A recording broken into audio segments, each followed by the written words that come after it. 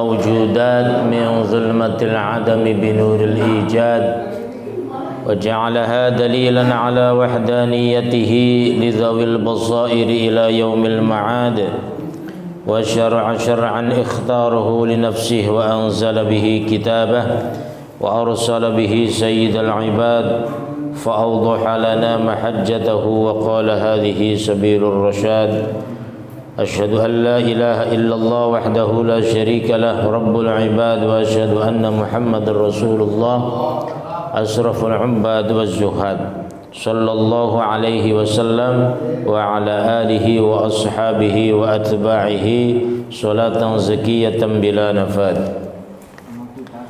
أما بعد فيقول الله تعالى في كتابه الكريم أعوذ بالله من الشيطان الرجيم بسم الله الرحمن الرحيم واصبر نفسك مع الذين يدعون ربهم بالغداة والعشي يريدون وجهه ولا تعد عيناك عنهم تريد زينة الحياة الدنيا ولا تطع من أغفلنا قلبه عن ذكرنا واتبع هواه وكان أمره فرطا. Al-Kahfi 28 wa qala an-nabiy sallallahu alaihi wasallam ittaqillaha haitsuma kunta wa atbi'is sayyi'atal hasanata tamhuha wa khaliqin nas bi khuluqin hasan rawahu Ahmad wa Tirmidzi an Abi Dzarrin sadaqallahul azim wa sadaqa rasuluhun nabiyul karim wa nahnu ala dzalika minasy syahidin wasyakirin walhamdulillahi rabbil alamin.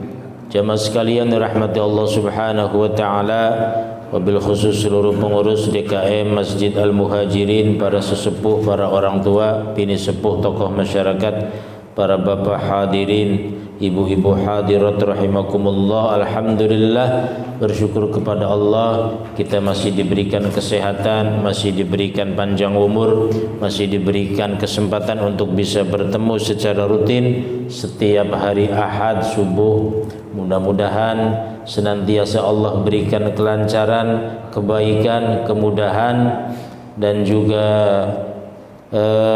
kesempatan untuk senantiasa kita silaturahmi. Amin ya rabbal alamin. Salawat dan salam senantiasa dihaturkan kepada junjungan Rasulullah Muhammad sallallahu alaihi wasallam, kepada para keluarga, sahabat hingga umatnya sampai dengan akhir zaman. Mudah-mudahan kita termasuk umat beliau yang insyaallah akan mendapatkan syafaatul uzma nanti pada hari kiamat. Amin ya rabbal alamin. Jamaah sekalian, untuk mengenang Kiai Haji Muslih telah mengajarkan kepada saya tentang Kitabut Thaharah, tentang bersuci, bahwa bersuci itu menjadi hal yang pokok di dalam beribadah. Setiap ibadah yang kita lakukan, salah satu syarat utamanya adalah bersuci. Maka untuk itu seluruh kitab fikih, seluruh buku-buku fikih, semuanya mencantumkan pertama adalah tentang toharoh.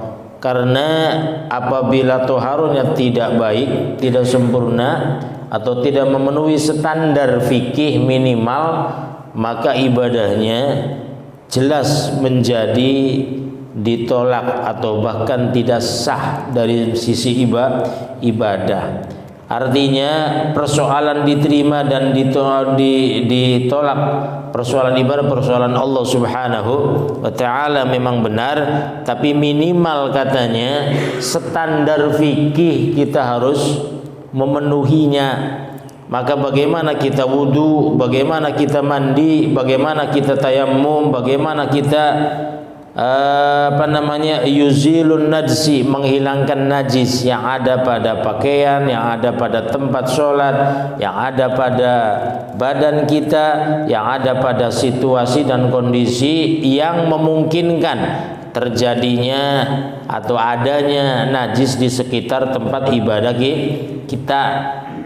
Dalam satu riwayat bahwa ketika kita sholat, kemudian di samping tempat sholat kita itu ada pembakaran, misalnya pembakaran sampah, yang mana sampah itu kemudian terbakar bangkai, begitu, asapnya yang kemudian memenuhi lingkungan kita lagi sholat, keisep gitu maksudnya. Beliau menyatakan itu menjadi tidak suci lagi sholatnya, begitu. Jadi memang situasi tempat ibadah kita, tempat sholat kita terutama, itu harus dihindari dari hal-hal yang seperti itu. Asap itu merupakan satu bentuk daripada kategori suci dan tidaknya, begitu. Karena kesucian tempat sholat atau situasi tempat sholat itu kan rihuhu, baunya, walaunuhu, warnanya, wa ta'muhu, dan rasanya. Kalau kebul atau asap terhisap oleh kita dan terasa sengak gitu maksudnya, yang itu mungkin ada bangkai yang terbakar, maka itu sholatnya sholatnya menjadi batal, kan begitu maksudnya. Harus dihindari yang seperti itu. Itu beliau salah satu ajarannya. Artinya bahwa benar-benar sholat kita itu harus bersih, harus bersih, harus benar-benar bersih. Ketika memang benar dima'fu dalam situasi hujan, ya dalam kitab Qatrul Khuais itu dikatakan bahwa situasi hujan, banjir dan sebagainya, kita mau sholat di masjid, sepanjang jalan kan becek tuh, beceknya itu bercaur baur antara comberan dengan tanah yang tanah bersih. Itu beliau sangat menghindari begitu. Maka benar ada sebuah hadis, ketika terjadi banjir, sholatnya di rumah, gitu. Karena memungkinkan untuk keselamatan daripada sah dan tidaknya salah satunya, begitu. Nah itu artinya bahwa beliau sangat mengedepankan tentang toharo. Begitu juga ibadah-ibadah yang lain kayak tawaf harus suci, kan begitu, harus bersih, gitu. Artinya bahwa toharo ini menjadi gerbang utama ketika kita melaksanakan ibadah. Maka toharo menjadi bab yang pertama yang harus dipelajari di dalam buku-buku fikih, kitab-kitab fikih. Nah itu, maka setiap fikih semuanya, tidak hampir semuanya pertamanya adalah tentang toharo, tentang kesucian, tentang mengajarkan tentang bagaimana airnya. Maka air di dalam pembahasan fikih itu panjang lebar, gitu maksudnya. Ada jenis air yang tahirun mutahhir, ada yang suci dan mensucikan.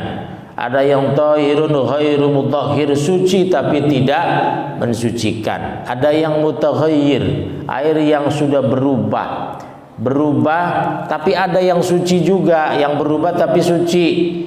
Seperti apa? Air teh, air kopi, air Fanta, air Coca-Cola, itu berubah warna dan sebagainya. Maka ketiga-tiganya itu ta'muhu wa rihuhu wa launuhu wa rihuhu wa ta'muhu itu harus berubah. Apabila berubah itu semua dan itu perubahannya adalah perubahan yang buruk, maka air itu menjadi najis. Air ada yang najis, ada yang mutanajis. Berbeda najis dengan mutanajis. Kalau yang najis tidak bisa disucikan, begitu maksudnya. Air sipiteng itu maksudnya. Sipiteng najis itu, bukan mutanajis. Tapi kalau air yang seember terkena najis, gitu maksudnya, maka dia mutanajis. Kalau mutanajis bisa diubah, ditambah beberapa ember sampai 2 kola lebih, sehingga tidak ada ta'muhu wa rihuhu wa launu, tidak berubah, maka dia menjadi suci, kan begitu. Sama dengan air yang sudah dipakai, namanya ma'ul musta'mal, air yang sudah dipakai. Kita air musta'mal itu suci tapi tidak bisa mensucikan. Contoh, air bekas wudu kita bekas wudhu kita dimasukin ember, gitu maksudnya. Boleh nggak buat bersuci lagi? Tidak boleh. Untuk wudhu lagi nggak boleh. Kalau pengen disucikan lagi, bisa dipakai lagi untuk wudhu lagi, dicampur dengan bekas wudhu yang lain. Saya wudhu 1 ember, Pak Haji Mukhlas wudhu 1 ember, kumpulin semua sampai banyak. Nah itu boleh, baru bisa dipakai. Maka di pesantren atau di masjid-masjid lama itu kayak di Demak itu kan ada kobakan, itu maksudnya. Itu kan bekas wudhu orang, kadang mandi, kadang santri yang nakal itu mandi selulup sono gitu maksudnya. Kayak kolam renang. Begitu. Tapi saking airnya banyak banget ya tidak mengapa, tidak berubah, dan itu tetap suci gitu maksudnya, begitu. Nah itu namanya air yang banyak tapi tidak berubah. Tapi kalau airnya sedikit dia terkena najis, maka dia menjadi mutanajis, begitu. Kalau mutanajis, yang terkena najis, bisa berubah menjadi suci apabila ada cara-cara tertentu, kayak tadi digabungkan dengan air yang sangat banyak sehingga dia menjadi, nah seperti air laut. Air laut itu apa namanya, wa huwa tahur, dalam sebuah hadis, wa huwa tahur ma'uhu wal hillu maitatuhu. Suci airnya dan halal bangkainya. Pembahasan itu menjadi menarik. At-tahuru ma'uhu, suci airnya. Kalau kita berwudu di laut, ya, sampingnya ada bangkai kambing. Ya, sampingnya ada bangkai kambing, atau adalah kotoran manusia gitu maksudnya, gitu. Kita boleh nggak berwudu sebelahnya? Misalnya ini kotoran, kita wudu di sini, bisa ternyata gitu, karena airnya itu sangat banyak, begitu. Bahkan bangkainya menjadi halal, maksudnya bangkai halal itu jenis ikan, gitu. Halal, yang bangkainya halal itu ada 3, yang boleh dimakan 2, yang 1 nggak boleh dimakan. 3 itu, 1 al-jarad, belalang, yang kedua as-samak, ikan, yang ketiganya al-insan, manusia. Bangkainya itu suci, semuanya suci, tapi yang boleh dimakan cuma 2, bangkai belalang dengan bangkai ikan. Ada belalang mati, halal itu. Kalau itu sih yang walang sangit nih maksudnya. Ya kalau mau ya silahkan gitu maksudnya, begitu. Halal itu. Ya. Pertanyaannya jangkrik sih boleh nggak gitu maksudnya. Boleh, jangkrik termasuk belalang ternyata. Tetapi jangan terlalu banyak, nanti punah gitu maksudnya, begitu. Ya, begitu. Kalau ikan boleh. Ikan itu walaupun mati ya halal gitu maksudnya. Ada yang ikan arwana kan itu mahal banget gitu maksudnya. Kalau digoreng kayaknya mahal banget itu maksudnya. Ternyata tambah murah. Nah itu boleh nggak yang di akuarium dimakan? Boleh. Itu jenis ikan. Ya aslinya dia dari laut gitu maksudnya, begitu. Walaupun kemudian dia menjadi ikan hias, ikan yang ada di rumah-rumah, ya tidak ada masalah. Yang jelas ya jenis ikan. Termasuk yang jenis ikan itu macam-macam, Pak, begitu. Kalau misalnya di pinggir laut atau di laut, ikan paus yang begitu besar mati gitu maksudnya, begitu. Boleh nggak dimakan? Boleh, gitu. Tapi sudah diuletin saking lamanya gitu. Boleh nggak? Kalau kitanya mau silahkan gitu maksudnya. Halal itu, gitu. Asal uletnya jangan dimakan aja kan, begitu. Ya. Cuma ada qaul boleh juga dimakan karena uletnya dari situ. Kayak buah-buahan tuh, Pak. Buah-buahan yang busuk. Jambu, belimbing atau apa ya. Kan itu suka ada uletnya tuh. Boleh nggak dimakan? Boleh. Gitu. Kalau kitanya doyan mah cuma ya abong, Pak. Iya. dimakan secara sengaja aja boleh, apalagi tidak sengaja masuk itu nggak apa-apa. Berarti kan begitu maksudnya. Ada yang nggak boleh dimakan, kata siapa? Boleh itu. Ulet yang hidup itu ya boleh karena dia dari di buah gitu maksudnya, begitu. Gitu. Bukan dari yang lain begitu. Ya apalagi misalnya kita dipisah-pisahin, dibuangin itunya apa yang busuknya, ya itu mah sangat boleh gitu. Ada yang kekeh gitu maksudnya nggak boleh, nggak apa itu kan apa namanya nggak boleh dimakan gitu maksudnya. Nah, padahal boleh itu, termasuk pete kan juga ada itunya ya. Itu boleh Bapak kalau doyan mah silakan aja. Iya. Kalau pete itu diuletin, tapi kalau jengkol anehnya enggak ya? Itu luar biasa itu. Jengkol itu katanya sih lebih bagus daripada pete. Ya.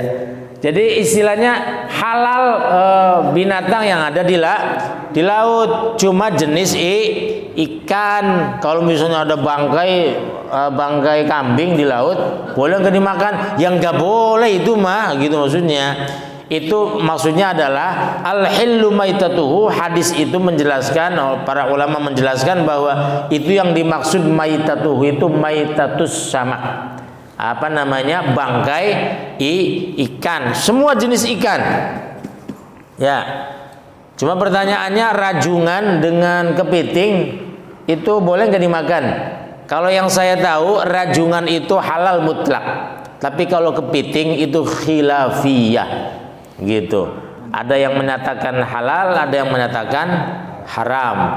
Yang menyatakan haram alasannya illatnya adalah ada anggota tubuhnya yang merusak nanti tubuh manusia, yaitu racun. Ada racunnya. Ya. Tapi yang jadi aneh rajungan itu tidak dikonsumsi secara umum. Di Cirebon itu kan ada pinggir laut tuh, di daerah Kanci itu. Ada namanya PT Indra Deli. Saya masih ingat dulu waktu masih aliyah itu jurusan biologi. Kalau dulu kan ada praktek itu penelitian. Saya itu masuk Indra Deli gitu. Beberapa pertanyaan diantaranya kenapa rajungan tidak dikonsumsi secara umum? Yang bagus-bagus itu dijual di luar Pak. Itu dulu itu, sekarang mah nggak tahu itu. Dulu iya. Dulu tahun 9 saya aliyah itu 90-an, 1990. Itu harganya per kilo itu sudah 25.000 dulu. Sekarang udah Masya Allah itu. Dan itu katanya di luar itu cuma direbus air panas, merebus air panas terus dibanjurin gitu maksudnya. Di air di si rajungannya itu lalu langsung dimakan itu luar biasa itu. Emang katanya yang masih seger-seger begitu yang ini, kadang mentah-mentahnya dimakan kalau orang-orang ini mah. Nah kalau kepiting ada anggota tubuhnya yang merusak organ tubuhnya yang akan merusak manusia, yaitu mengandung racun. Cuma pertanyaannya kata ulama yang membolehkan, kalau kita bisa membuang racunnya maka halal. Nah itu makanya khilafiyah itu di situ. Ya tapi kalau misalnya nggak ada lagi ya boleh dimakan. Kalau nggak asal bagi-bagi sama yang lain gitu. Kadang kita nggak mau bagi-bagi sama yang lain, makan deok jadi kena kolesterol. Syukur. Iya. Yang kena penyakit sih nggak boleh makan begitu. Nah itu ada yang haram secara khusus kan begitu. Ada yang halal secara khusus. Nah itu mungkin asal hukum halal, tapi dia haram menjadi orang tertentu, bagi orang tertentu kan begitu. Kayak sate itu halal, sate kambing maksudnya ya. Sate kambing halal. Tapi bagi bayi yang umur 5 bulan ya haram kan gitu. Iya masa bayi dikasih sate gitu maksudnya. Nah itu maksudnya.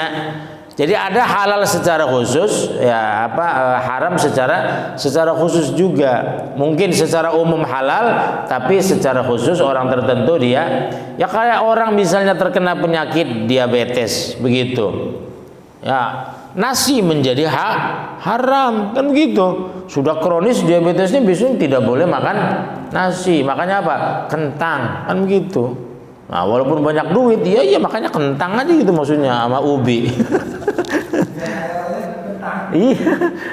Duit kaya raya juga itu. Nah, makanya itu ya harus bersyukur kepada Allah Subhanahu wa taala. Jadi lautan itu airnya suci, bangkai ikannya itu halal, walaupun mati ya halal tetap gitu maksudnya begitu. Tidak harus hidup-hidup kita tangkap gitu maksudnya. Begitu. Cuma yang jadi aneh apabila sudah mati kayak rajungan sendiri, itu harus sudah mati dari laut, itu biasanya harganya murah, Pak. Harganya murah. Jadi kalau yang masih hidup justru mahal gitu maksudnya begitu. Karena yang sudah mati katanya dagingnya tidak enak. Termasuk ikan-ikan juga begitu sama. Iya. Iya, nggak seger gitu maksudnya. Karena dia termasuk makhluk yang bernyawa, maka ya itu dia gitu. Nah itu ya.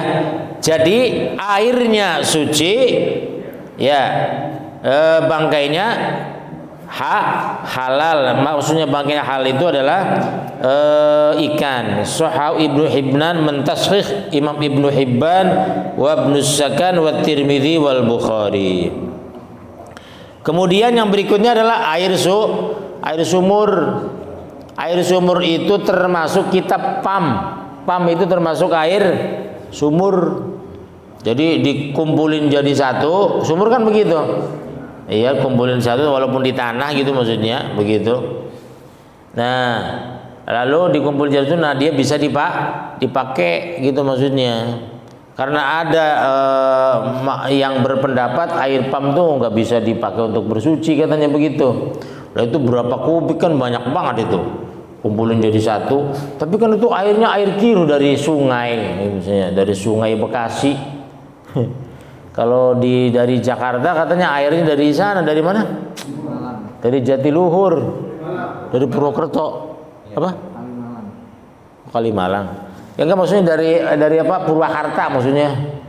Jatiluhur tuh. Nah itu. Kalau Bekasi katanya dari Kali Bekasi gitu. Kali Bekasi kan ada bangkai, ada apa gitu. Airnya kiru begitu. Nah itu bagaimana? Suci. Kenapa suci? Karena dia dikumpulin jadi satu, lalu kemudian disuling, disebar ke berbagai selang yang sehingga nyampe ke kita. Tapi airnya itu kiru begitu, nggak apa-apa. Itu termasuk ma'ul bi'ri begitu. Sama dengan sumur, kalau yang sudah lama sumur tua itu biasanya itu katanya mengandung apa tuh? Yang suka mematikan, dulu sering ada berita ya di koran-koran kalau masih dulu koran itu, ya. Gas. Nah itu mematikan. Tapi yang jadi aneh apabila airnya diambil itu menjadi enggak, tapi kalau kitanya turun ke bawah itu mati karena dia mengandung gas. Nah itu ya air sumur. Jadi air sumur itu termasuk air yang boleh dipakai untuk bersuci. Ya, kitab PAM itu kiasnya kepada ma'ul bi'ri. Kan ada 7 air tuh. Ada ma'us sama air hujan. Kalau air hujan jelas ya. Air hujan itu air yang turun dari langit, kan begitu. Ma'us sama ay ma'ul matar. Ayat Qur'annya wa yunazzilu 'alaikum minas sama'i ma'al liyutahhirukum bih. Dan dia Allah akan menurunkan 'alaikum atas kalian minas sama'i dari langit ma'an air liyutahhirukum bih, untuk mensucikan kalian bihi dengan ma'us sama tadi. Jadi Allah menurunkan hujan itu untuk bersuci, salah satunya fungsinya bisa untuk minum dan sebagainya. Apalagi ada sebuah makalah dalam Khazinatul Asrar, itu posisi air hujan malam Jumat pertama setiap bulan Hijriyah, tapi ya itu ada hikmah yang luar biasa. Dia posisinya katanya kedua setelah ma'u Zamzam, setelah air Zamzam. Tapi yang langsung gitu, yang langsung dari langit gitu maksudnya begitu. Tinggal di lapangan aja begini bawa wadah. Naruh wadah. Kenapa nggak ditaruh di apa? Nggak lewat genteng apa? Khawatir gentengnya dari korupsi masalahnya. Itu katanya begitu. Jadi saya juga lucu ketika diteran begitu, saya ketawa-ketawa. Khawatir kan itu gentengnya kan dari jual beli bener-bener kan ya begitu. Jadi kalau langsung enggak katanya. Wallahu alam ya. Tapi yang jelas itu memang makolanya seperti itu. Bahkan itu air itu menjadi rebutan di daerah pegunungan Himalaya. Sampai sekarang itu Muslim Pakistan dengan umat Hindu Buddha yang dari India, rebutan pegunungan Himalaya itu bukan rebutan daerahnya, itu persoalan ekonomi itu sebenarnya begitu, yang kemudian dikaitkan dengan agama. Jadi di situ ada tapakan pertama dari surga Nabiullah Adam alaihissalam diturunkan ke bumi itu di pegunungan Himalaya. Ya kita juga belum pernah ke sana, gitu maksudnya. Yang sudah mendaki barangkali nyari di sana. Tapi nggak mungkin Haki An-Nazili berbohong kan begitu, menciptakan mengarang kitab Khazinatul Asr berpuluh-puluh tahun, udah beratus tahun itu sejak dulu itu maksudnya. Beliau melakukan penelitian, melakukan ritual, mungkin kan itu seperti itu. Yang katanya diceritakan itu di situ. Itu tapakannya kan itu lebar karena Nabi Adam itu manusia pertama yang bentuknya gede, tinggi, besar gitu maksudnya. Katanya ya umurnya kan sampai 1500-an tahun. Itu umur 450 tahun itu baru menikah. Itu bagaimana ya itu. Jadi wallahu a'lam itu. Iya, itu baru itu kan. Nah itu ceritanya si tapakannya Nabiullah Adam alaihissalam itu setiap malam Jumat pertama apabila hujan, tapi itu Allah menurunkan hujan ke situ langsung, itu langsung jadi emas. Rebutan emas, bukan rebutan apanya, rebutan emas itu. Jadi muslim yang ada di Pakistan dengan umat Hindu Buddha ini rebutan emas. Emasnya emas asli, kalah emas yang di Papua, kalah itu. Emas bagus itu maksudnya. Jadi saking sucinya Nabi Adam gitu maksudnya begitu. Ciptaan Allah itu jadi rebutan sampai sekarang. Jadi misalnya itu diambil emasnya gitu, hujan lagi jadi emas lagi begitu. Jadi bisa jadi sumber ekonomi gitu. Dan nilai emasnya, derajat emasnya mengalahkan emas yang ada di dalam bumi gitu maksudnya begitu. Itu luar biasa. Artinya itu maus sama air hujan. Kalau misalnya airnya mengalir ke sono, nggak jadi Pak, nggak jadi emas katanya. Jadi memang harus dari air hujan langsung. Tidak boleh ada perantara. Makanya ya di lingkungan situ katanya dalam kitab itu dikatakan tidak ada pohon, tidak ada apa, gitu maksudnya. Gitu. Walaupun itu pegunungan tapi tidak ada pohon, tidak ada apapun. Jadi si air hujan itu langsung kena, kan lebar itu ininya tapakannya kan gitu. Jadi pas turun tuh bles gitu ibaratnya kan begitu. Dan ketika ngangkat pertama itu membaca sholawat kan beliau kan begitu. Nah itu udah, setelah itu turun hujan jadi emas gitu. Tapi Nabi Adam tidak memperhatikan itu kan gitu maksudnya. Setelah zaman berikutnya rebutan itu orang pada ngerti. Nah itu emas bergunung-gunung di situ gitu. Hujan jadi gitu maksudnya. Jadi kayak cetakan gitu maksudnya. Ya. Nah itu sampai sekarang wallahu a'lam ya. Tapi saya punya keyakinan bahwa nggak mungkin pengarang kitab itu berbohong, gitu maksudnya begitu. Apabila ya mungkin bisa jadi, makanya beliau cerita itu di situ. Kenapa orang Muslim Pakistan dengan ini suka berantem? Ya itu rebutan emas, perkaranya rebutan emas. Nah itu ya. Jadi istilahnya bahwa ma'us sama itu memiliki kesucian yang luar biasa. Nah, maka diperbolehkan untuk bersuci, untuk minum dan sebagainya. Dipergunakan oleh manusia. Liyutahhirakum bih. Kemudian diantaranya adalah ma'un nahri, air sungai. Air sungai ya suci Pak. Walaupun kelihatannya ini butek, ya tetap suci.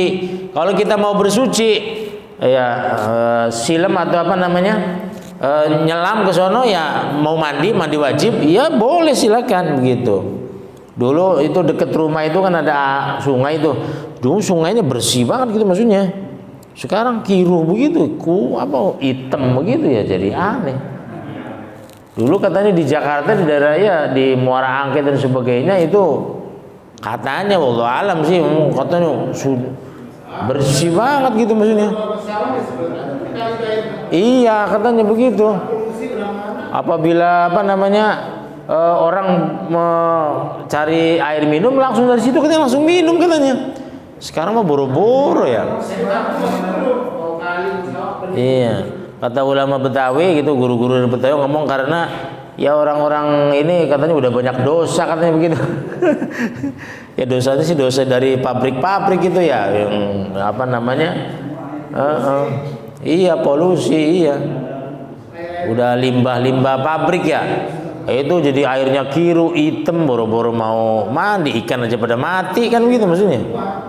Ya katanya orang mancing, orang apa dulu mah di pinggiran Jakarta itu, bukan di lautnya, di sungai-sungai yang ada di Jakarta itu dulu. Ya sekarang udah banyak manusia, kotorannya juga udah banyak bener kalau dikumpulin. Nah itu ya. Nah itu. Ya itu ya. Jadi memang dulu makmur banget ya. Memang orangnya masih sedikit masalahnya.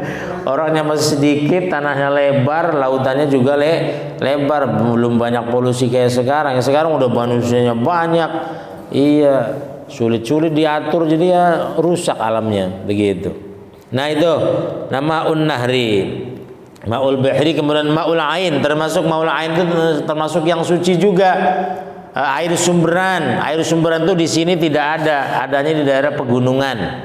Daerah Cianjur masih ada tuh, Bogor, tapi Bogornya bukan Bogor kota, Bogor yang masuk ke pegunungan itu yang di pegunungan Bogor ya. Kalau di Bandung ya di daerah itu paling di daerah apa tuh Manglayang, ada tuh daerah Manglayang, pegunungan Manglayang itu yang kalau nembus dari Jatinangor ke Dipati Ukur, saya dulu kuliah di sana itu pernah naik gunung ke sana itu airnya bersih banget, memang asli Bandung itu. Itu masih asli Pak.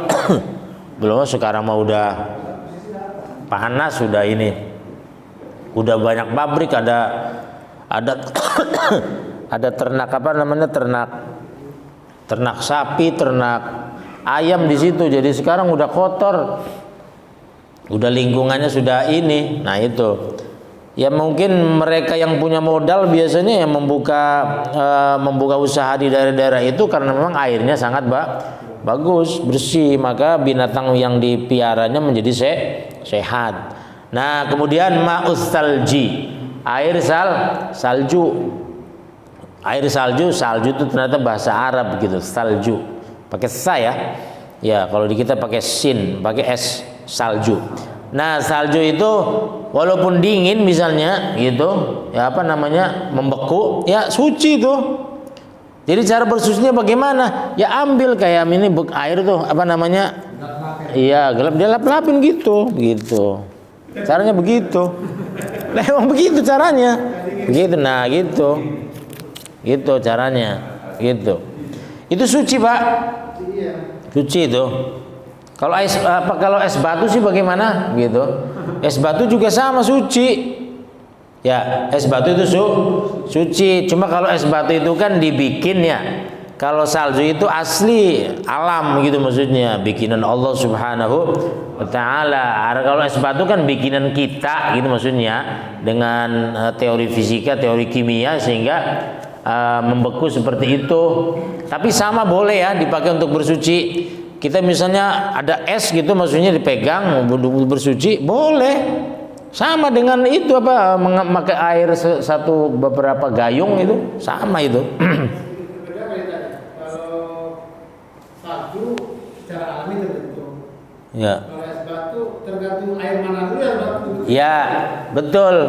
Apabila airnya bersih ya bisa suci. Kayak kalau airnya air yang nggak bener ya air yang maksudnya air yang berubah warna dan sebagainya dan dia sedikit ya tidak bisa gitu maksudnya, tidak bisa untuk bersuci. Es batu, ada batu es tadi ya, kalau yang dibikin di perusahaan itu kan batang itu biasanya buat mendinginkan ikan, buat berminum itu.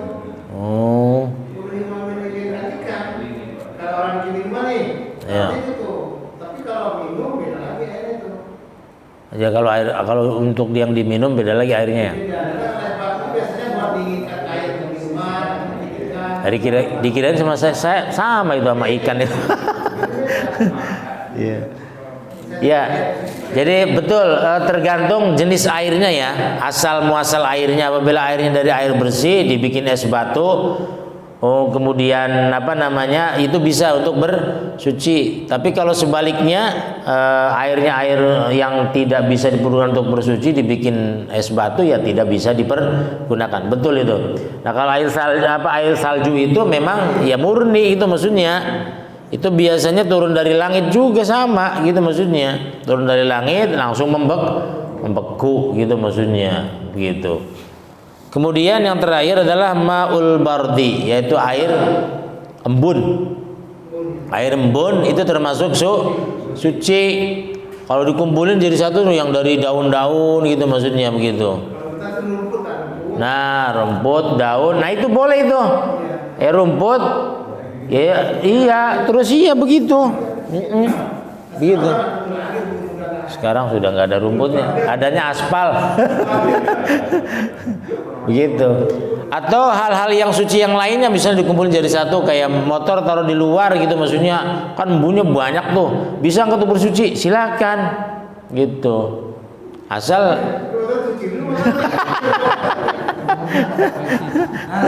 ini kalau kan air AC nih. Ya. Aku kan jadi banyak tuh. Ya. Satu. Ya. Freon gitu ya. Ya. Itu gimana ya?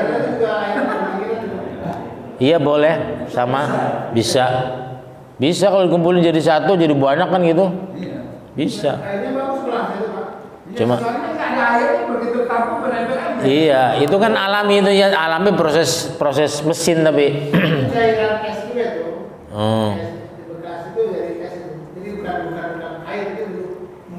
Iya, betul. Cuma yang berpikirnya kayak nggak ada air lagi aja.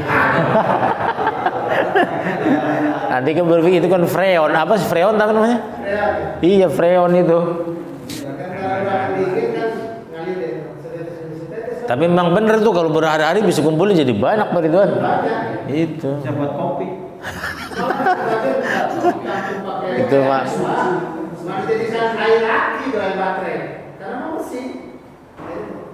Atau juga air laut yang ya air laut kan asin tuh, berguna ya silakan disuling kayak di Arab Saudi itu ya di Arab Saudi itu selain di masjid di Madinah dan di Mekah itu dari laut ternyata, yang di hotel-hotel itu yang untuk mandi untuk cebok itu di masjid juga sama dari laut katanya begitu.